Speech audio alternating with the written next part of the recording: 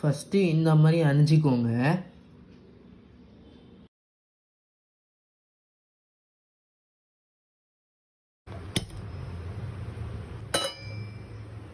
பாலை கட் பண்ணி பால் பாத்திரத்தில் ஊற்றிக்கோங்க. அது பொங்குற வரைக்கும் வச்சுக்கலாம். அது பொங்கினதுக்கப்புறம் ஆறணும். ஆறினதுக்கப்புறம் ஒரு பாத்திரத்தில் போட்டு வச்சுக்கலாம்.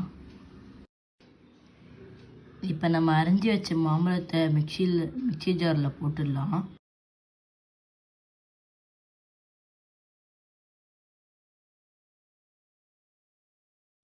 தேவையான அளவு ஜீனி போட்டுக்கோங்க.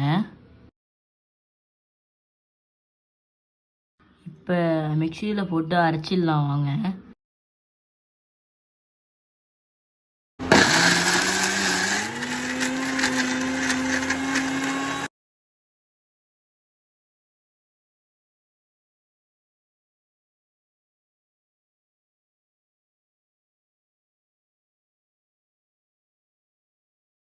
இப்போ ஒரு பாத்திரத்தில் கொட்டிடுங்க.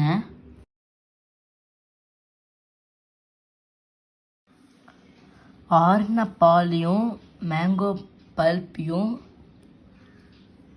மூடி ஃப்ரிட்ஜில் வச்சிடலாம். அரை மணி நேரத்துலேருந்து 1 மணி நேரம் வரைக்கும் இருக்கட்டும் ஃப்ரிட்ஜில்.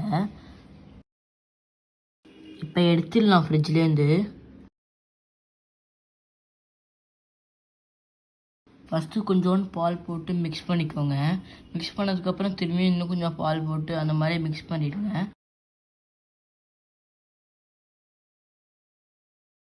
இப்போ அவ்வளோதான், நம்ம mango milkshake is ready.